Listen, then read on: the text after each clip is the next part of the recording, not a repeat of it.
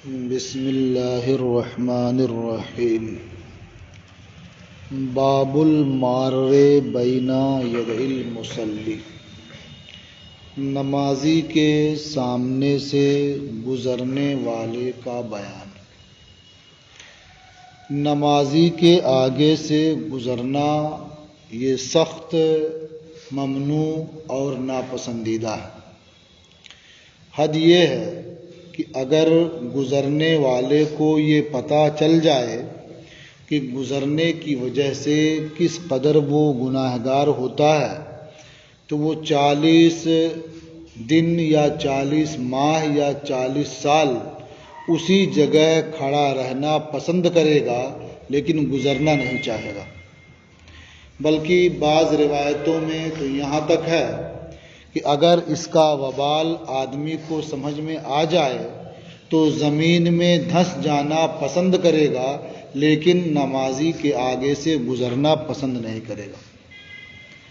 مگر ان سب کے باوجود اگر کوئی شخص نماز ادا کر رہا ہے اور کوئی اس کے آگے سے گزر جاتا ہے تو اس گزر جانے کی وجہ سے نماز میں کوئی خلل پیدا نہیں ہوگا، نہ اس کی نماز فاسد ہوگی نہ اور کسی طرح کا خلل پیدا ہوگا۔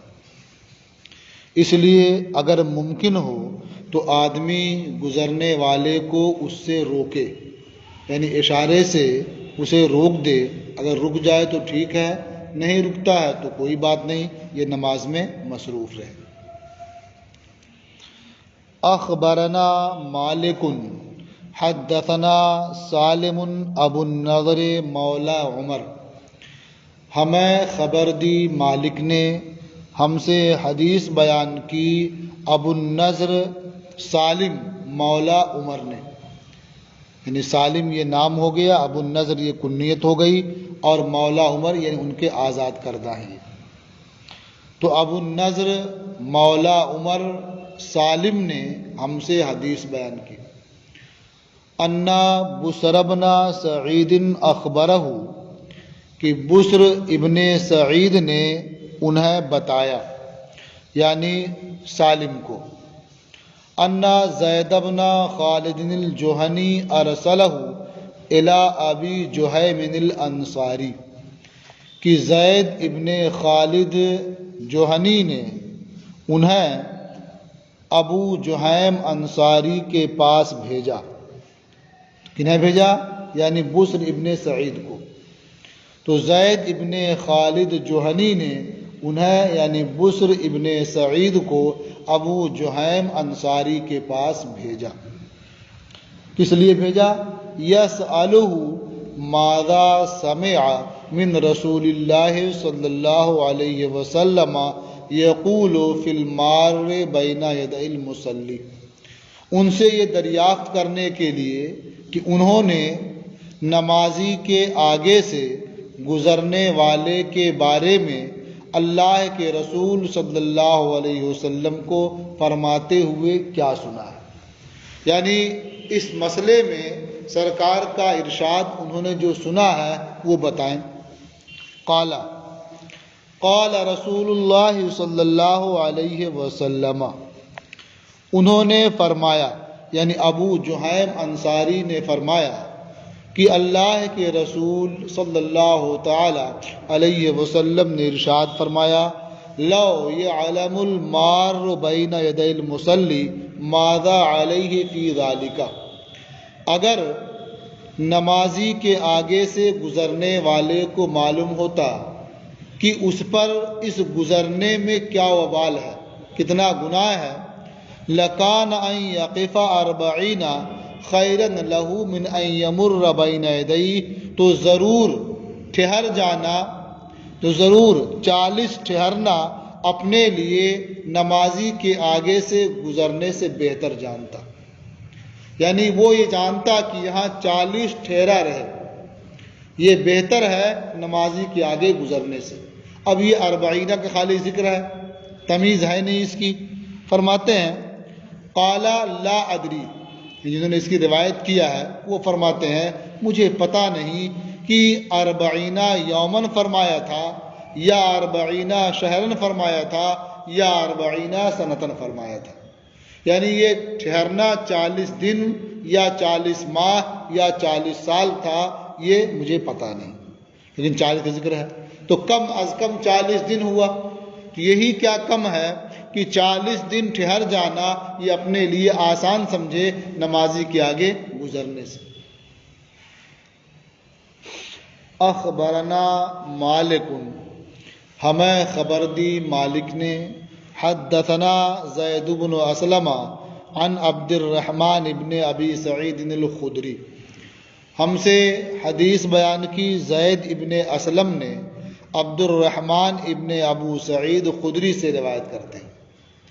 عن ابی ہے، وہ اپنے والد ابو سعید خدری سے روایت کرتے ہیں، ان رسول اللہ صلی اللہ علیہ وسلم قال، کہ اللہ کے رسول صلی اللہ تعالی علیہ وسلم نے ارشاد فرمایا، اذا کان احدکم یصلی فلا یدع احدا یمر بین یدیہ، جب تم میں سے کوئی شخص نماز ادا کرے تو کسی کو اپنے آگے سے گزرنے نہ دے، کسی کو اپنے آگے سے گزرنے نہ دے۔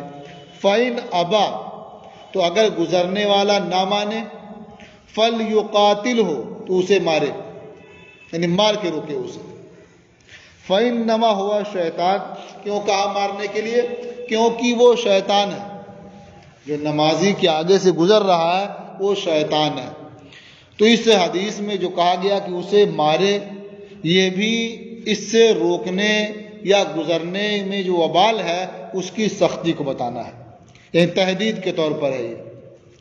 اور جو یہ کہا گیا کہ وہ شیطان ہے، یا تو اس لیے کہا گیا کہ یہ گزرنا یہ شیطان کا کام ہے، تو شیطان کا کام کر رہا تو کہہ رہا ہے شیطان ہے، یا وہ جو گزر رہا ہے اس کے ساتھ شیطان ہے اس لیے گزر رہا نمازی کے آگے سے، یا یہ کہ وہ خود شیطان الانس سے ہے۔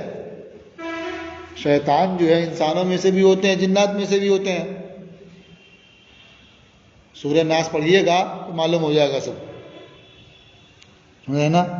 یوسوس فی صدور الناس من الجنۃ والناس، ان لوگوں کے دلوں میں وسوسہ ڈالتے ہیں، یہ کون ہے؟ کچھ تو جن سے ہیں اور کچھ انسانوں سے ہیں، لوگوں سے ہیں، ناس سے ہیں۔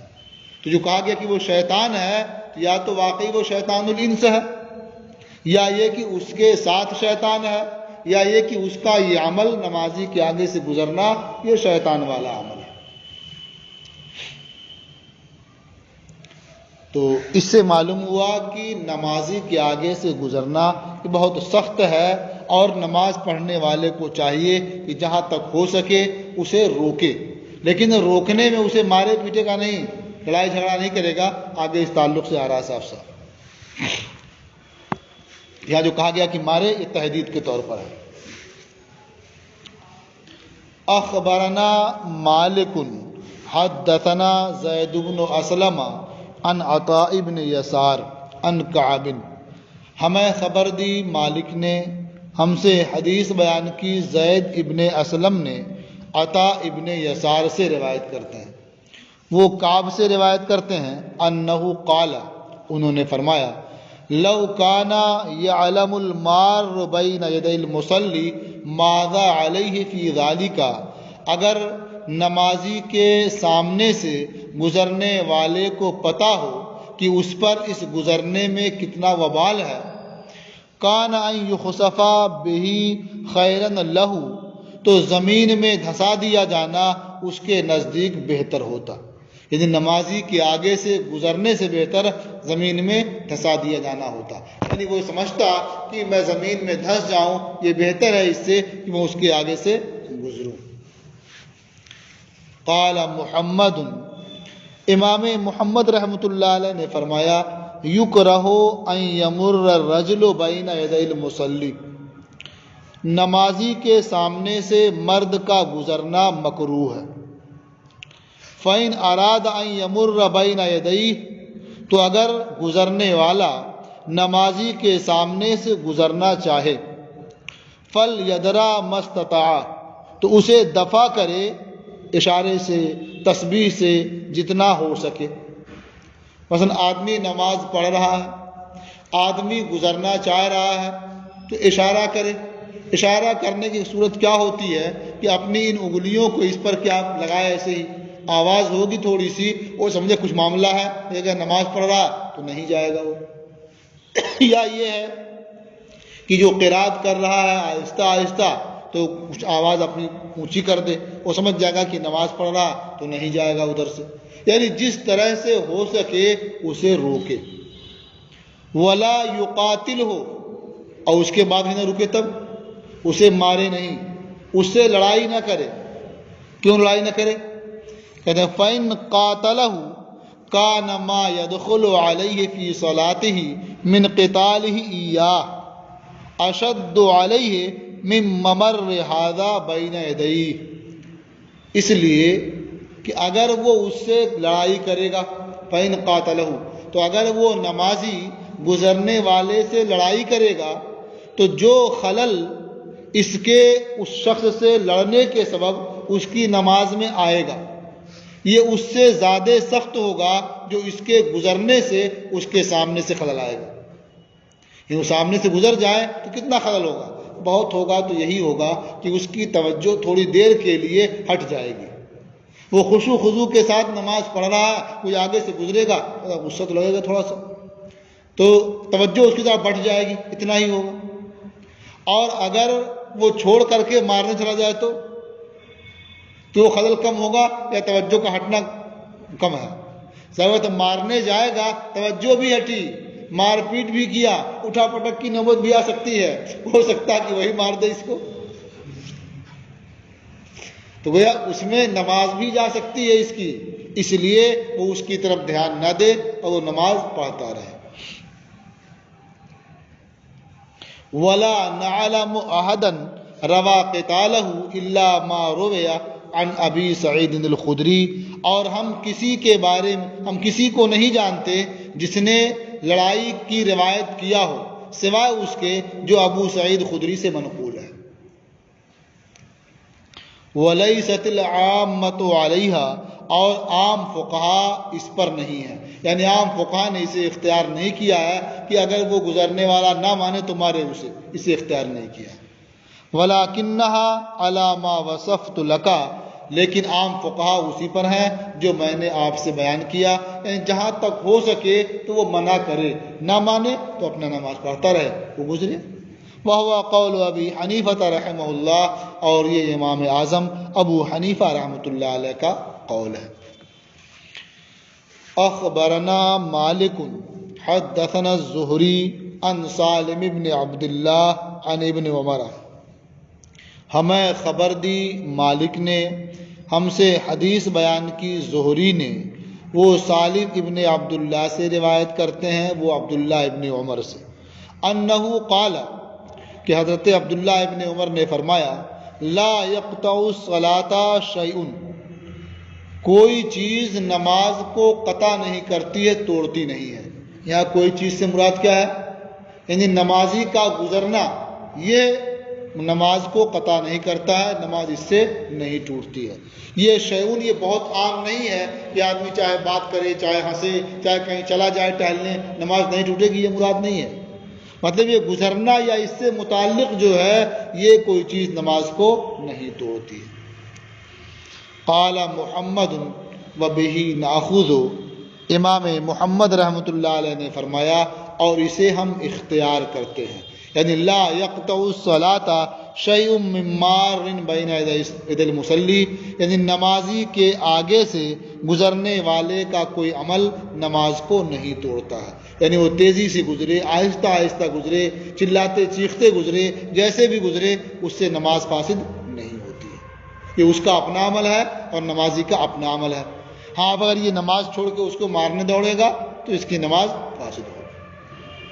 وہو قول ابی حنیفہ رحمہ اللہ، اور یہ امام اعظم ابو حنیفہ رحمۃ اللہ علیہ کا قول ہے. یہ باب ختم ہوا. ایک دوسرا باب ہے ما یستحب من التطوع فی المسجد عند دخولہ، مسجد میں داخل ہونے کے وقت نفل نماز کا استحباب. آدمی مسجد میں داخل ہو اور وقت کراہت نہ ہو تو بہتر یہ ہے کہ وہ 2 رکعت نماز پڑھے. اسے تحیۃ المسجد بھی کہا جاتا ہے، یہ نفلی نماز ہوتی ہے. اخبرنا مالک حدثنا عامر بن عبد اللہ بن الزبیر عن عمرو بن سلیم الزرقی. ہمیں خبر دی مالک نے، ہم سے حدیث بیان کی عامر ابن عبداللہ ابن زبیر نے، وہ عمرو ابن سلیم زرقی سے روایت کرتے ہیں، وہ ابو قتادہ سلمی سے. یہ سلمی اور سلمی دونوں طرح سے منقول ہے. ان رسول اللہ صلی اللہ علیہ وسلم قال، کہ اللہ کے رسول صلی اللہ تعالی علیہ وسلم نے ارشاد فرمایا، اذا دخل احدکم المسجد فلیصلی رکعتین قبل ان یجلس. جب تم میں سے کوئی مسجد میں داخل ہو تو بیٹھنے سے پہلے 2 رکعت ادا کرے. یہ جو امر ہے فلیصلی، یہ امر استحباب کے لیے ہے، یعنی بیٹھنے سے پہلے 2 رکعت نماز پڑھنا یہ مستحب ہے. قال محمد هذا تطوع وهو حسن وليس بواجب. امام محمد رحمۃ اللہ علیہ نے فرمایا کہ یہ نفل ہے، یہ پڑھنا بہتر ہے، واجب نہیں ہے. یہ باب بھی ختم ہوا. ایک باب ہے باب الانفطال فی الصلاۃ، یعنی آدمی جب نماز پڑھ رہا ہو، نماز سے فارغ ہو جائے تو مڑنے کا بیان. آپ دیکھتے ہوں گے نا کہ نماز سے جب فرصت ہوتی ہے، سلام پھیر لیتے ہیں تو امام صاحب داہنے یا بائیں مڑ جاتے ہیں. آدمی تنہا نماز پڑھ رہا ہوتا ہے تو کسی طرف مڑ جاتا ہے، وہ دیکھتے ہوں گے نا. تو یہ مڑنا بلا وجہ نہیں ہے، بلکہ امام کے لیے تو حکم ہے کہ مڑ جائے. اس کا قبلہ رو بیٹھا رہنا یہ ناپسندیدہ ہے، اس لیے کہ امام صاحب چاہے بعد میں آئیں اور چاہے پہلے آئیں، لوگ انہیں جگہ دیتے ہیں، آگے بڑھا دیتے ہیں. کیوں آگے بڑھا دیتے ہیں؟ اس لیے کہ وہ امام صاحب ہیں.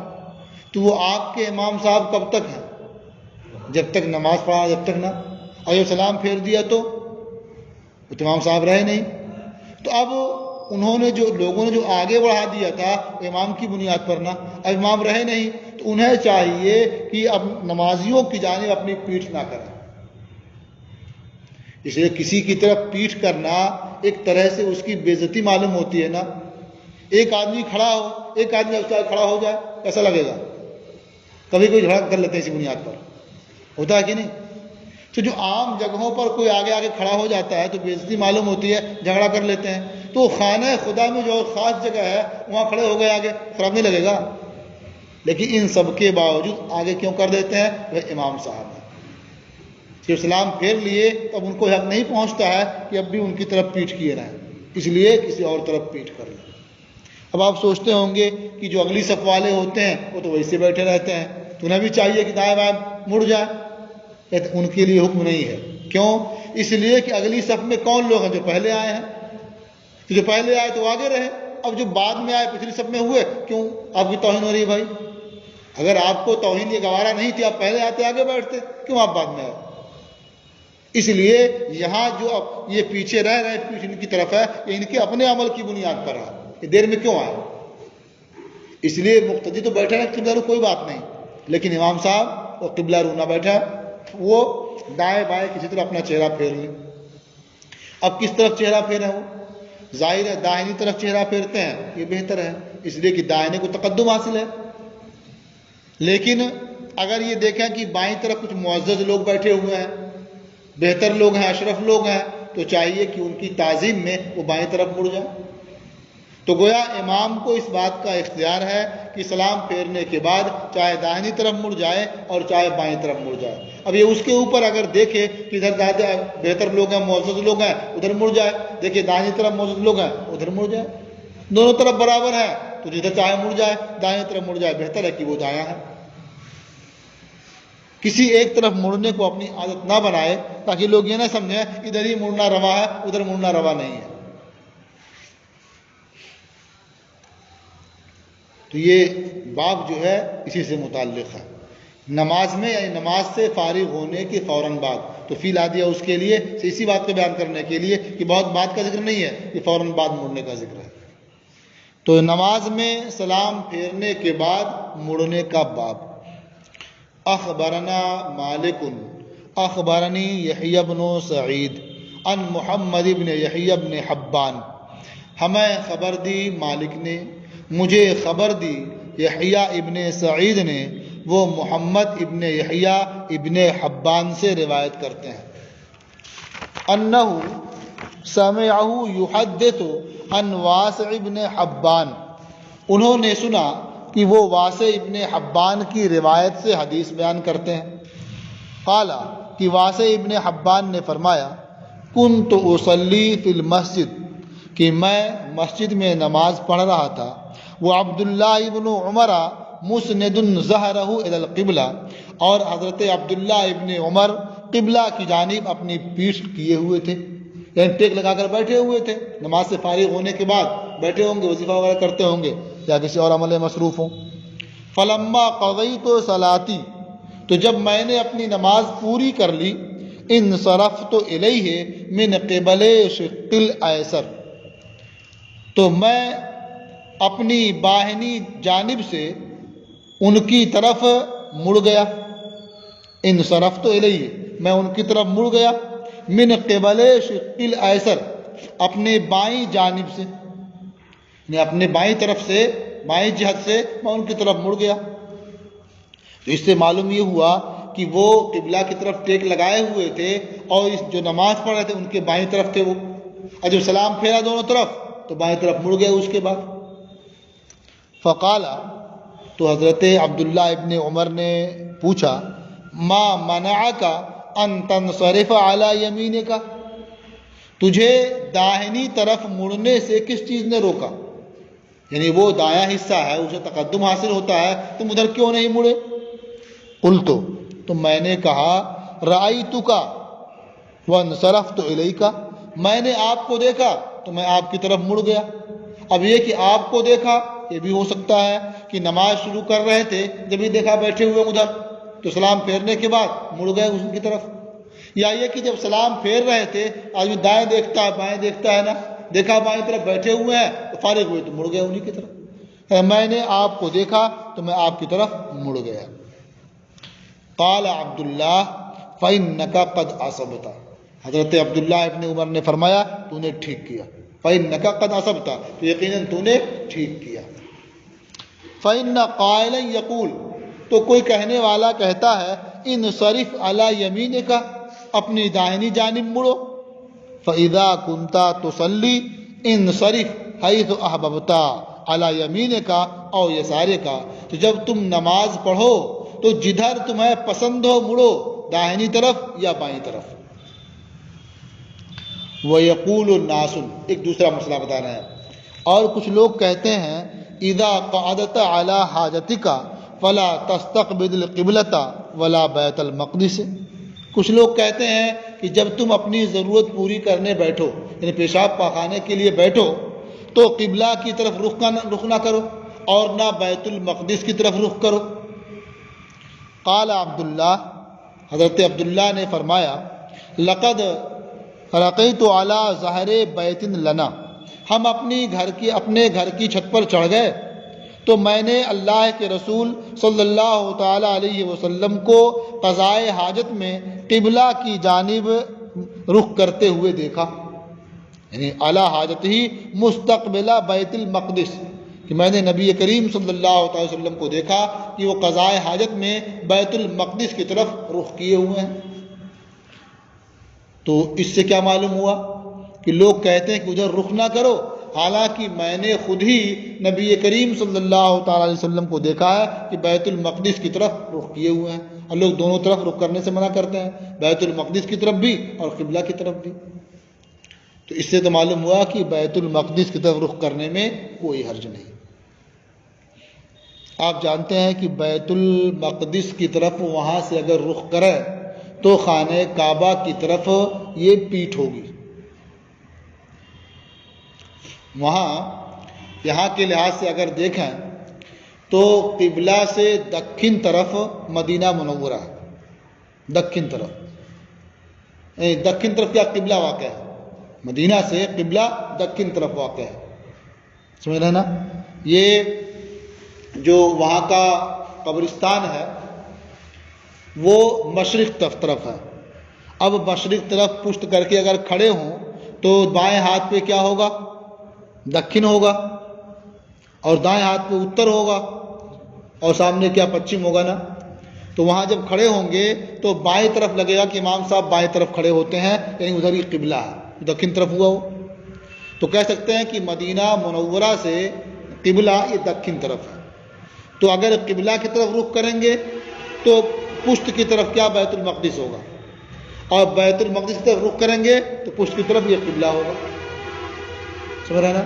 اسی لیے حدیث شریف میں صاف صاف ہے کہ بل شرقوا او غربوا، یعنی جب تم قضائے حاجت کے لیے جاؤ تو نہ تو قبلہ کا استقبال کرو نہ استدبار کرو، بلکہ مشرق کی طرف ہو جاؤ یا مغرب کی طرف ہو جاؤ۔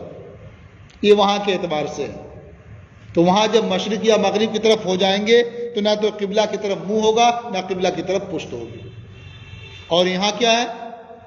اگر مشرق یا مغرب کی طرف منہ کریں گے تو قبلہ کی طرف منہ ہوگا آپ کا یا پیٹھ ہوگی اس کی طرف۔ تو یہاں حکم کیا دیا؟ یہ شرق و غرب وہاں کے لحاظ سے ہے، یہاں اتر یا دکن کی طرف منہ کرو۔ سمجھے نا؟ تو اس حدیث سے اگرچہ یہ معلوم ہوتا ہے کہ حضور نے بیت المقدس کی طرف رخ کیا، لیکن بیت المقدس کی طرف رخ کرنا یہ منع ہے، جیسا کہ حدیث شرق و غرب سے ظاہر ہے۔ تو وہ حدیث قولی ہے اور یہ حدیث کیا؟ فعلی ہے۔ ظاہر بات ہے اگر دونوں طرح کی حدیث میں تعارض ہو تو قولی حدیث کو ترجیح ہوتی ہے، وہ حکم سب کے لیے ہے، اور یہ ہو سکتا سرکار کی خصوصیت ہو، اس میں اس کا احتمال رہتا ہے، تو اس لیے قولی کو ترجیح ہوتی ہے۔ دوسری بات یہ ہے کہ یہاں انہوں نے دیکھا تو ممکن ہے دیکھنے میں کچھ خلل ہوا ہو، اس لیے کہ اچانک نظر پڑے گی اور کوئی قضائے حاجت میں مصروف ہو تو ایک شریف الطبع آدمی ادھر دیکھتا نہیں ہے، نظر پھیر لیتا فوراً، وہ بھی ایسے نیک اور شریف آدمی حضرت عبداللہ ابن عمر ہوں، اور سرکار کو دیکھنا ہو، تو یہ دونوں چیزیں اس بات کی متقاضی ہیں کہ نظر پڑتے ہی فوراً پھیر لیا ہوگا انہوں نے۔ اس میں انہیں اندازہ ہوا ہوگا کہ قبلہ کے بیت المقدس سے رخ کیے ہوئے تھے، حالانکہ واقعے میں حضور ادھر رخ نہ کیے ہوں۔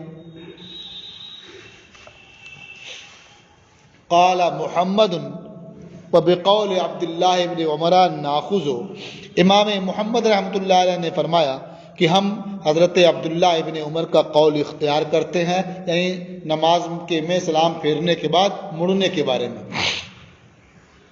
یا نصرف الرجل اذا سلم علی احدی شقہ، آدمی جب سلام پھیرے تو مڑ جائے اپنے کسی پہلو میں جو چاہے وہ، علی ای شقہ، اپنے جس پہلو میں جس طرف وہ چاہے مڑ جائے۔